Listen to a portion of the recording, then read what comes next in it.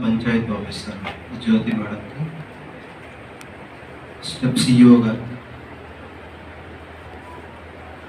Respected fathers, అలాగే నెహ్రూ యువ కేంద్రం రాము గారికి, అలాగే respected dignitaries who are on the dais and organizers, dear students, అందరికీ కూడా హార్ట్ఫుల్ గ్రీటింగ్స్, నా హృదయపూర్వక నమస్కారాలు. చాలా విషయాలు చెప్తున్నారు, చాలా గంభీరమైన విషయాలు.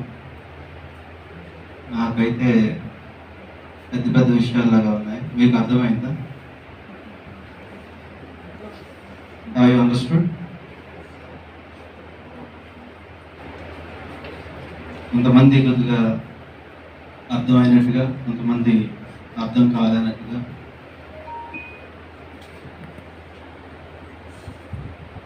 బేసికల్గా ఇక్కడ ఈరోజు మీకు మాట్లాడుకోవడానికి 3 అంశాలు ఉన్నాయి. మొట్టమొదటిగా సర్దార్ వల్లభాయ్ పటేల్, ఆయన జాతికి ఏం చేశారు మీకు ఐడియా ఉంది కదా. చాలామందికి వల్లభాయ్ పటేల్ అంటే unification of India, unification of India మొట్టమొదటిగా గుర్తొచ్చే అంశం. అవును, ఆయన గుజరాత్లో పుట్టి 1950లో చనిపోయే వరకు భారతదేశానికి ఎనలేని సేవలు చేయడం జరిగింది. దాంట్లో మన భారతదేశాన్ని మొత్తానికి జనరేషన్స్ టుగెదర్ మన వరకు కూడా మనం కృతజ్ఞులుగా, ఆయనకి ఎప్పటికీ కూడా ఇండక్టబుల్గా ఉండడానికి ఒక రీజన్ అనేది unification of India. Unification of India అంత ప్రాధాన్యత ఏముంది? యూనిఫికేషన్ ఆఫ్ ఇండియాకి అంత ప్రాధాన్యత ఏముంది అంటే, దేశం ఎప్పుడైతే చిన్న చిన్న సంస్థలాగా ముందు మాట్లాడిన వక్తలు మాట్లాడి ఉన్నారు, భారతదేశం కొన్ని రాజ్యాలుగా, కొన్ని సంస్థానాలుగా, డిఫరెంట్ పార్ట్స్గా బిఫోర్ ఇండిపెండెన్స్ ఉండేది. మనకి యూనిటీ లేదు. అప్పుడు ఒక లాంగ్వేజ్ లేదు, ఒక కల్చర్ లేదు. అంటే ఒకే లాంగ్వేజ్ లేదు, ఒకే కల్చర్ లేదు. Different languages, different cultures. అట్లాంటి భారతదేశంలో యూరోపియన్స్ ఎప్పుడైతే బ్రిటిషర్స్ వచ్చారో, బ్రిటిషర్స్తో పాటు చాలామంది వచ్చారు, మీకు అవన్నీ ఇప్పుడు సమయం లేదు. ఎప్పుడైతే బ్రిటిషర్స్ వచ్చారో, బ్రిటిషర్స్ మనల్ని అప్పటికే డిఫరెంట్ పార్ట్స్గా, ఒక రాజ్యం పక్క రాజ్యం దండయాత్రలు చేసుకుంటూ కొట్టుకునే రోజులు, యుద్ధాలు చేసుకునే రోజులు. అట్లాంటి దాన్ని ఇంకా వారు డివైడ్ అండ్ రూల్ పాలసీ అనే ఒక పాలసీని అడాప్ట్ చేసుకొని మన మధ్య ఆ ఐక్యత లేకుండా చేసి భారతదేశాన్ని అతి సునాయాసంగా, ఇంత జనాభా కలిగిన, ఇంత సువిశాలమైన భారతదేశాన్ని వారు ఒక సింపుల్ పాలసీతో దాదాపు 200 సంవత్సరాలు, 1615 నుంచి 1947 వరకు దాదాపు 300 సంవత్సరాలు. 1857లో వారు కరెక్ట్గా తీసుకున్నప్పటికీ కూడా మనకి అన్ని 100 సంవత్సరాలు భారతదేశాన్ని వారు పరిపాలించారు. మీరంతా చాలా చాలా అదృష్టవంతులు. మీరంతా అనకంటే మనమంతా చాలా చాలా అదృష్టవంతులు. ఎందుకోసమంటే ఈరోజు ఇంత స్వేచ్ఛాయుతమైన చక్కని వాతావరణంలో మనందరం కూడా భారతీయులుగా ఉన్నందుకు. మీరు న్యూస్ ఫాలో అవుతూ ఉంటారు బహుశా, పక్కన ఆఫ్ఘనిస్తాన్ ఉంది మనకి అతి చేరువలో.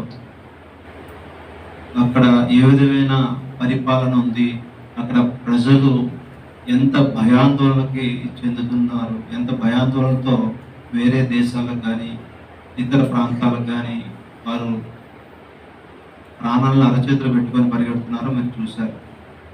మన పక్కనే ఉంది. అదే మన దేశంలో అటువంటి పరిస్థితి లేదు. కాబట్టి మనమంతా చాలా చాలా అదృష్టవంతులు, నిజంగా గర్వించాలి. ఈ అదృష్టానికి కానీ ఈ గర్వానికి కానీ బేస్ వేసింది ఎందరో మహనీయులు. అందులో సర్దార్ వల్లభాయ్ పటేల్. ఇన్ కేస్ కానీ యూనిఫికేషన్ ఆ రోజు జరగకుండా ఉంటే భారతదేశం ఇంత యూనిటీగా ఉండేది కాదు. ఇంత కన్సాలిడేట్ అయ్యి లేకపోతే ప్రపంచ దేశాల్లో మన శక్తి ఏంటో ఇంతలాగా మనం ప్రతిభని కానీ శక్తిని కానీ ఎక్స్పోజ్ చేయడానికి అవకాశం లేకుండా ఉండేది. ఈరోజు సెకండ్ లార్జెస్ట్ పాపులేటెడ్ కంట్రీగా ఇండియా ఈరోజు ఉంది అంటే బికాస్ ఆఫ్ యూనిఫికేషన్. అంటే పాపులేషన్ స్ట్రెంగ్త్ వీక్నెస్ డెఫినెట్లీ ఏదైనా కూడా మంచిగా ఉపయోగించుకుంటే పాపులేషన్ ఈజ్ చాలా చాలా మచ్ మోర్ యూస్ఫుల్. ఇప్పుడు హ్యూమన్ రిసోర్సెస్ అనేవి ప్రపంచంలో అన్ని దేశాలకి రిక్వైర్మెంట్ ఉన్నది. అందుకోసమే మన స్టూడెంట్స్ చాలామంది అవుట్ ఆఫ్ కంట్రీస్లోని ప్లేస్మెంట్స్ తీసుకోవడం, అలాగే మన యొక్క హార్డ్ వర్క్ కానీ, అలాగే తెలిసి తెలియకో మనకి ఇంగ్లీష్ బ్రిటిషర్స్ పరిపాలన వల్ల కొద్దిగా ఇంగ్లీష్ అనేది మనకి రావడం, అదర్ నేషన్స్ కంటే కూడా మన వారికి ఇంగ్లీష్ బాగా మాట్లాడడం అనేది ఇవన్నీ మనకి ఫెచ్ అయి ఉన్నాయి. దానివల్ల మన హ్యూమన్ రిసోర్సెస్ని చాలా దేశాలు కోరుకుంటూ ఉంటాయి. అయితే మీకు ఈరోజు చెప్పొచ్చింది ఏంటంటే సర్దార్ వల్లభాయ్ పటేల్ ఆ యూనిఫికేషన్ అనేది ఒక మ్యాసివ్గా విత్ ఇన్ షార్ట్ పీరియడ్లో ఒక స్టెప్ తీసుకొని ఉండకపోతే మనం ఈరోజు ఇట్లా ఉండకపోయే వాళ్ళని. అందుకోసం మనం అందరం కూడా ఎల్లప్పటికీ కూడా ఆయనకి సర్వదా కృతజ్ఞులమై ఉండాలి. ఒక సెకండ్ పాయింట్, ఈరోజు ఆజాదీ కా అమృత్ మహోత్సవ్ కార్యక్రమంలో భాగంగా ఈ ప్రోగ్రాం జరుగుతూ ఉంది. అంతే కదా. What is the mean of Azadi కా అమృత్ మహోత్సవ్? ఎవరికైనా తెలుసా? మాకు తెలుసమ్మా. బాగుంది, పదం వినడానికి బాగుంది, but what does it mean? మీరు పదం మీ అందరికీ తెలిసిందే. కొద్దిగా ఆలోచిస్తే ఆజాదీ కా అమృత్ మహోత్సవ్, ఆజాదీ అంటే ఫ్రీడమ్, స్వాతంత్రం. అమృత్ మహోత్సవ్ స్వాతంత్రం యొక్క మహోత్సవాలు, అమృత మహోత్సవాలు. ఎందుకోసం అంటే 1947లో ఫ్రీడమ్ వచ్చిన తర్వాత ఈనాటికి 75 years అవుతున్న సందర్భంగా యూనియన్ ఆఫ్ ఇండియా ఈ యాక్టివిటీని ప్రారంభించింది. అదేంటి, ఫ్రీడమ్ 1947లో వచ్చిన దగ్గర నుంచి కూడా మనం ఎవ్రీ ఇయర్ ఆగస్ట్ 15కి ఇండిపెండెన్స్ డే చేసుకుంటున్నాము, జనవరి 26కి రిపబ్లిక్ డే చేసుకుంటాము. అయితే ఎందుకు ఇప్పుడు మరలా గుర్తు చేయాలన్నా, లేకపోతే ఏంటి అని గుర్తు చేయాల్సిన అవసరం ఉంది. చాలామందికి భారత రాజ్యాంగం అంటే పూర్తిగా అవగాహన కూడా లేకుండా, వాట్ ఈస్ ఇండియన్ కాన్స్టిట్యూషన్, మన యొక్క ప్రతి కదలిక కానీ మన యొక్క existing of human being in India based on the constitution only. మనం మాట్లాడే మాట కానీ, మనం ఎక్స్ప్రెస్ చేసే ఫీలింగ్స్ కానీ, మనం తిరిగే ప్రదేశాలు కానీ, మనం ఆచరించే సంస్కృతి కానీ, రిలీజియస్ కానీ, లేదంటే మీ మీద ఎవరు కూడా అటాక్ చేయకుండా కానీ, లేదా మీ మీద ఎవరు కూడా ఒత్తిడి చేయకుండా మనకి అనేక ఫండమెంటల్ రైట్స్ ఉన్నాయి. Right to speech, right to express of, right to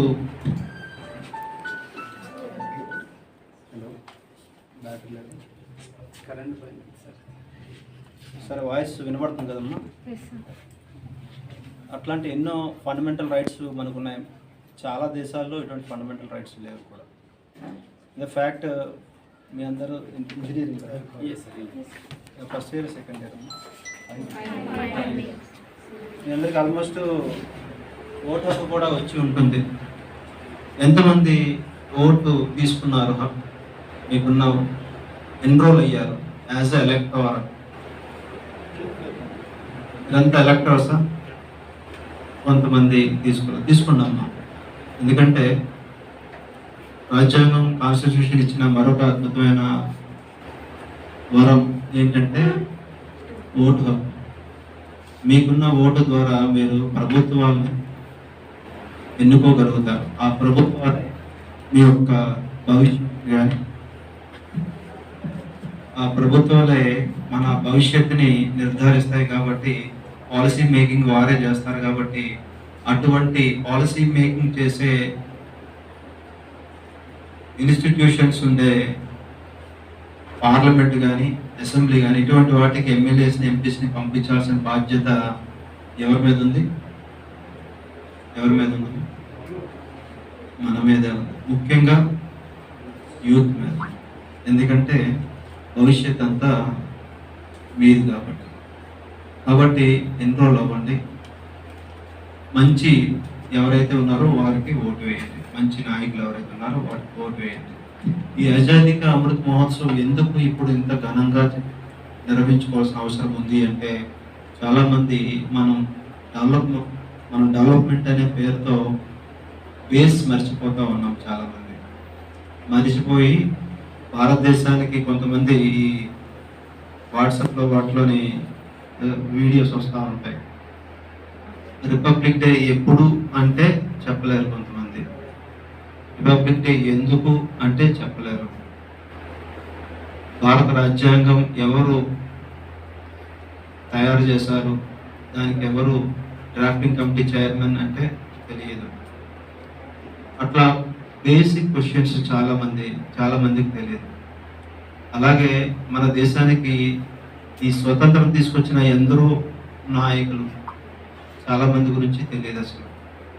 Khudiram Bose, సచింద్ర Sanyal ఇట్లాంటి కొన్ని పేర్లు చెప్తే ఎవరో వారు మన జనరేషన్కి తెలియదు. ఓన్లీ గాంధీ, నెహ్రూ, లేదంటే సర్దార్ వల్లభాయ్ పటేల్, లేదంటే భగత్ సింగ్, సుభాష్ చంద్రబోస్ ఇటువంటి వారి పేర్లు తెలుసు. ఎందుకోసం చెప్తా ఉన్నానంటే ఖచ్చితంగా బేస్ తెలియాలి.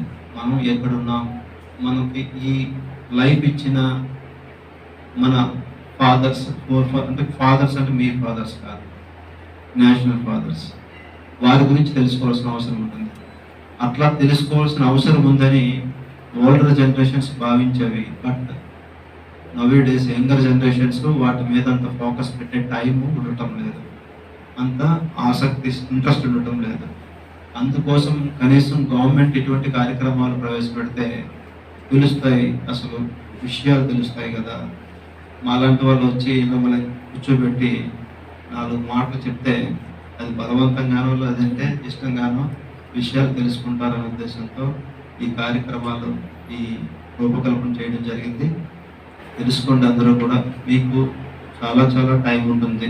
టైంని బాగా యూటిలైజ్ చేసుకోగలిగితే మీరు మీ యాక్టివిటీస్తో పాటుగా ఇటువంటి విషయాలు కూడా తెలుసుకోవచ్చు. చాలామందికి ఎక్కువ ఆసక్తి ఉండదు, బట్ అది కరెక్ట్ కాదు. క్రికెట్ గురించో లేదంటే క్రికెట్లో ఉండే 11 మెంబర్స్ గురించో లేదంటే ఐపీఎల్ మ్యాచెస్ గురించో, ఐపీఎల్ మ్యాచ్లో ఏ ప్లేయరు ఎవరికి ఏ ఫ్రాంచైజీకి ఆడతారో ఇన్ని విషయాలు బాగా గుర్తుంటాయి, ఇన్ని విషయాలు బాగా ఇంట్రెస్ట్ ఉంటుంది. కానీ మన భారతదేశం గురించి ఎవరెవరు పోరాడారు, లేదంటే మన ఆంధ్రప్రదేశ్లో ఎవరెవరు ఉన్నారు అట్లాంటి వాళ్ళు, ఇటువంటి విషయాలు చాలామందికి తెలియదు. తెలుసుకోవాల్సిన అవసరం ఉంది. అప్పుడే మీకు దేశం పట్ల ఒక అంకిత భావం ఏర్పడుతుంది. లేదంటే ఎప్పుడు యుఎస్ వెళ్దామా, ఎప్పుడు ఆస్ట్రేలియా వెళ్దామా అనే ఆలోచనలో ఉంటారు. వన్స్ అక్కడికి వెళ్ళిన తర్వాత ఈ అటాచ్మెంట్ లేకపోతే చాలామంది పేరెంట్స్ చూడడానికి రావడం లేదు. కొంతమంది పేరెంట్స్ ఎక్స్పైర్ అయిన తర్వాత కూడా ఆ ఫ్యూనరల్స్కి అటెండ్ అవ్వలేని అత్యంత దీనమైన పరిస్థితిలో ప్రస్తుతం ఉన్నారు కొంతమంది. అది నాట్ ఎట్ ఆల్ కరెక్ట్. మనం సర్వీస్ చేయాలంటే ఎక్కడైనా చేయొచ్చు. సరే, ఆ topic separate topic. Third point,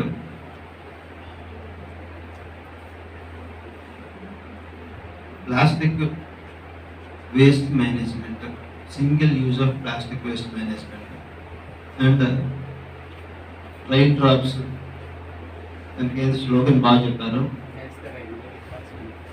catch the rain where it falls when it falls. చాలా అద్భుతం. మీకు తెలుసా, వాటర్ లేకుండా ఒక మనిషి ఎన్ని రోజులు బ్రతకగలడు? ఎవరైనా చెప్తారా? చెప్తారా?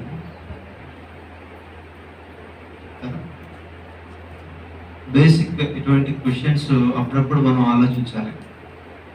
Without water how many days a man can live? Answer ఏంటంటే normally 3 days. More than 3 days చెప్దాం అనుకున్నారా?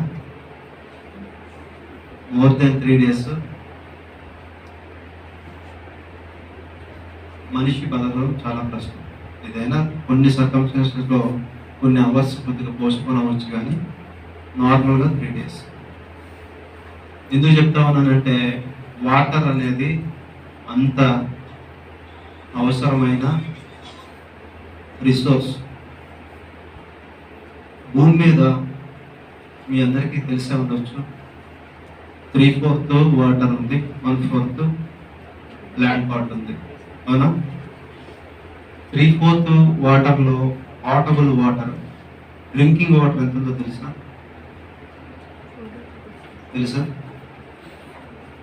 90% అన్నీ కూడా ఓషన్స్. అటువంటి వాటర్ని మనం మన లైఫ్ని నిలబెట్టడానికి ఉపయోగపడే వాటర్ని మనం చాలా వరకు కోల్పోతూ ఉన్నాం. ఇందువల్ల మీ అందరికీ తెలుసు, యాజ్ ఏ స్టూడెంట్స్గా మీకు ఐడియా ఉంటుంది మన సైకిల్ ఏ విధంగా ఉందో, ఎన్విరాన్మెంటల్ సైకిల్. అయితే మనం మోడర్నైజేషన్ అనే పేరులో చాలా వరకు ప్రకృతి నుంచి బాగా డివియేట్ అయ్యి బాగా దూరంగా వస్తూ ఉన్నాం. అయితే మనకు లేని రైట్స్ని మనం క్లెయిమ్ చేస్తూ ఉన్నాం. లేని రైట్ ఏంటి? అసలు హ్యూమన్ బీయింగ్ ఎర్త్ మీద ప్రారంభమై ఎన్ని సంవత్సరాలు అయిందనేది మీకు ఐడియా ఉందా? ఎవరికి ఐడియా ఉండదు. బట్ ఒక రీసెర్చ్ ప్రకారం 5 lakh years. అయితే ఇప్పుడు అప్పటి నుంచి మానవుడు ఉన్నాడు. బట్ మనం ఏం చేస్తా ఉన్నామంటే అప్పటి నుంచి మానవుడు ప్రొటెక్ట్ చేసిన ఈ ఎన్విరాన్మెంట్ని కానీ, ఈ కండిషన్స్ కానీ మనం బాగా పాడు చేస్తూ ఉన్నాం, దుర్వినియోగం చేస్తున్నాం, మిస్యూజ్ చేస్తూ ఉన్నాం. అటువంటి మిస్యూజ్ చేయడం వల్ల ఏంటి ప్రాబ్లం?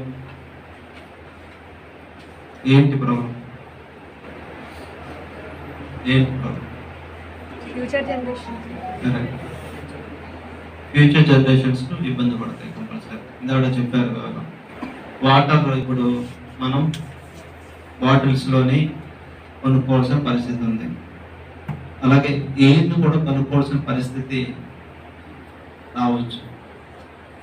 ఆ మధ్య ఈ కరోనా టైంలో చాలామంది ఆక్సిజన్ లేక చనిపోయారు. అయితే ఆ ఆక్సిజన్ వేరు, బయట ఉండే ఆక్సిజన్ వేరు. నేను చెప్పేది ఇప్పుడు వాటర్, బయట కూడా వాటర్ ఉంటుంది, మనకి ట్యాప్ వాటర్ ఉంటుంది, బోర్ వాటర్ ఉంటుంది, అయినా ఇట్లా ఎందుకు మనం అంటే మనం దూరంగా వెళ్తా ఉన్నాం ప్రకృతికి. మనం మన ప్రకృతి ధర్మాల్ని మాని దూరంగా ఎప్పుడైతే వస్తున్నామో అప్పుడు డిఫరెంట్ సర్కమ్స్టెన్సెస్ ఫేస్ చేయాల్సిన అవసరం ఉంటుంది. అందుకే మనకి చాలా మందికి ఈ మధ్య కొత్త వ్యాధులు, కొత్త డిజార్డర్స్. మీ అమ్మమ్మ గారు, మీ నాన్నమ్మ గారు బాగానే ఉంటారు స్ట్రాంగ్గా, మీరు మాత్రం అంత స్ట్రాంగ్గా ఉండలేరు. మీ తాతయ్య గారు బాగానే ఉంటారు, మీరంత స్ట్రాంగ్. మీ తాతయ్య గారు ఏ విధంగా ఫుడ్ తింటారో అంత ఫుడ్ మీరు కూడా తినలేకపోవచ్చు. నేను చూస్తా ఉన్నాను, ప్లెడ్జ్ చేసేటప్పుడు హ్యాండ్ పెట్టి ఆ ప్లెడ్జ్ అయ్యే వరకు కూడా కొంతమంది ఉండలేకపోతా ఉన్నారు.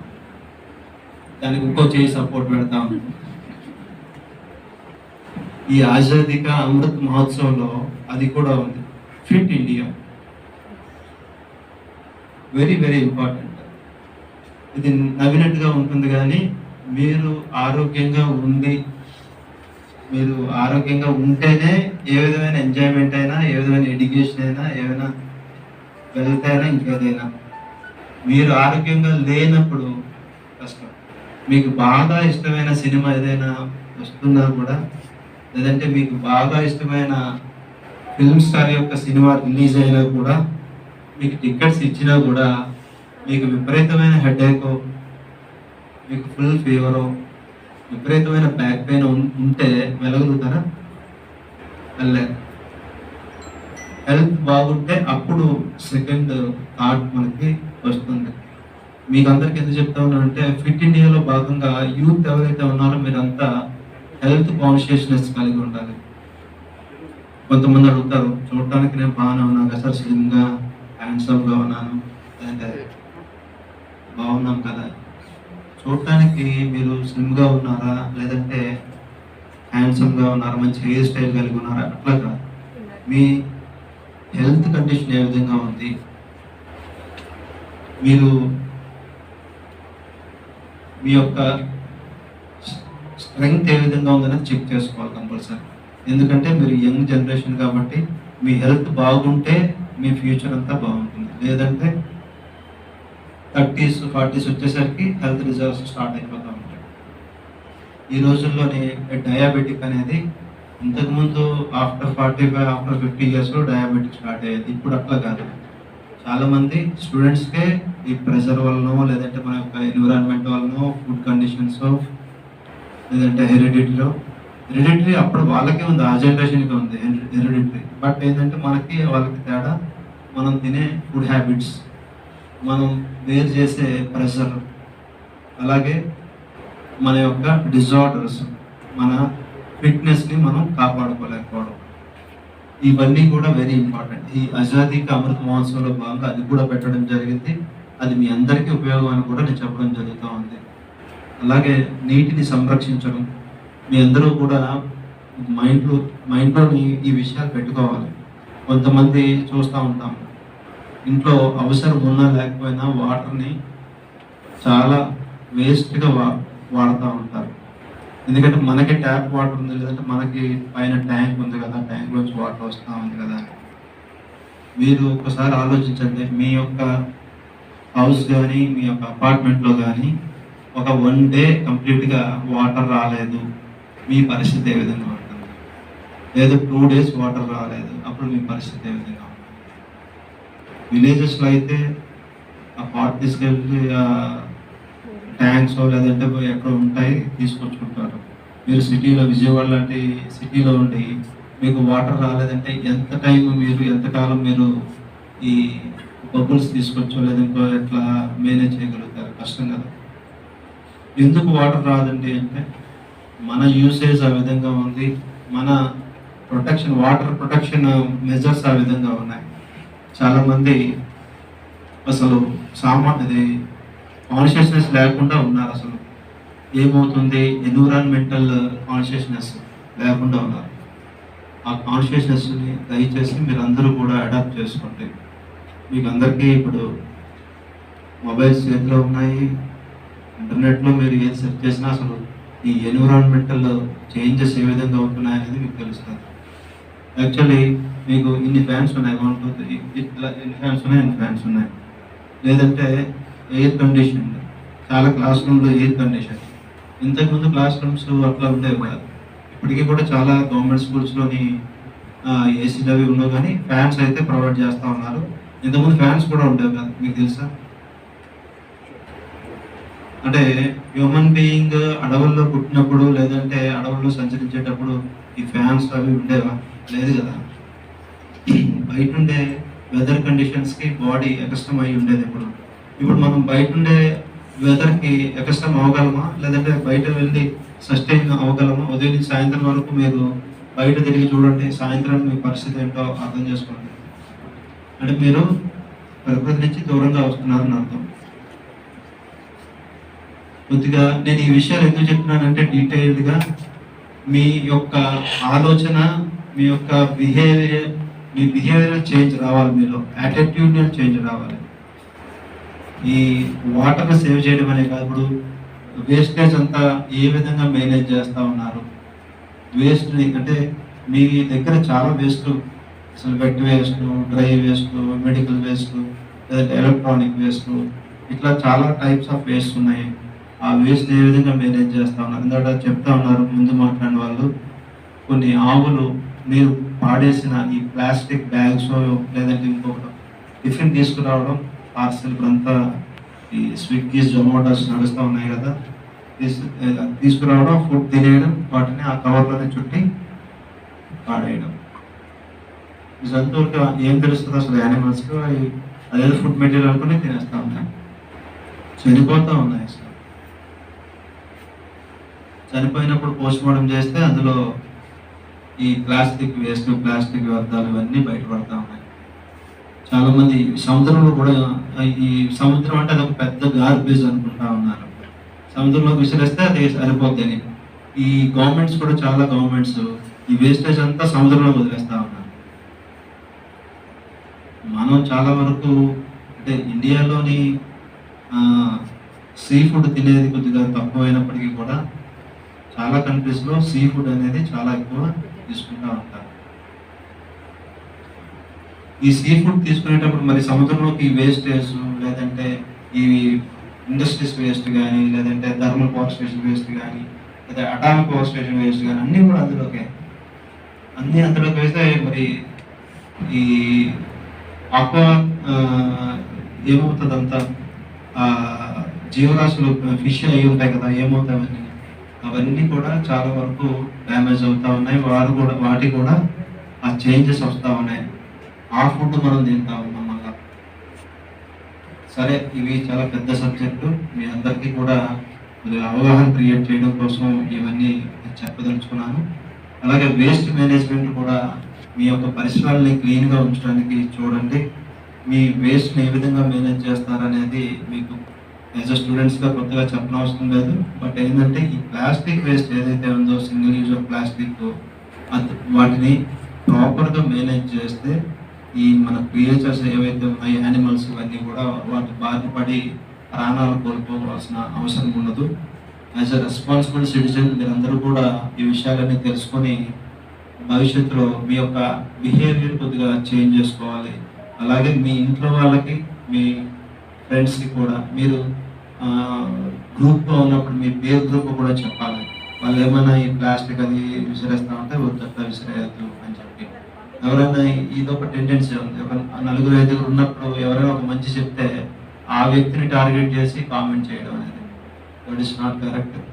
అందరూ ఆలోచించండి, వారికి అర్థమయ్యేటట్టు చెప్పండి, వారే కూడా అర్థం చేసుకుంటారు. మీరంతా యాజ్ అ స్టూడెంట్స్గా ఈ విషయాలన్నీ తెలుసుకుంటారు. భవిష్యత్తులోని అది వాటర్ని మేనేజ్ చేయడంలో కానీ, వేస్ట్ ఏ విధంగా మేనేజ్ చేయాలనేది కానీ, లేదంటే దేశం యొక్క బేస్ ఏంటి, అసలు ఫ్రీడమ్ ఎప్పుడు వచ్చింది మనకి, మన పూర్వీకులు ఎంత కష్టపడ్డారు, మనం ఎంత ఎంజాయ్మెంట్ ఎట్లా మనం ఎంజాయ్ చేస్తూ ఉన్నాం, మనం ఎంత ఫ్రీడమ్స్ ఎలా ఎంజాయ్ చేస్తున్నాం, ఈ విషయాలన్నీ తెలుసుకుంటారని హోప్తో మీ అందరూ కూడా భవిష్యత్తులో అవన్నీ మైండ్లో పెట్టుకొని మంచి పౌరులుగా, గుడ్ సిటిజన్స్గా మీ కెరీర్లో సెటిల్ అవుతారనే ఆశాభావం వ్యక్తం చేస్తూ నాకు ఈ అవకాశం ఇచ్చినందుకు మీ అందరికీ కృతజ్ఞతలు.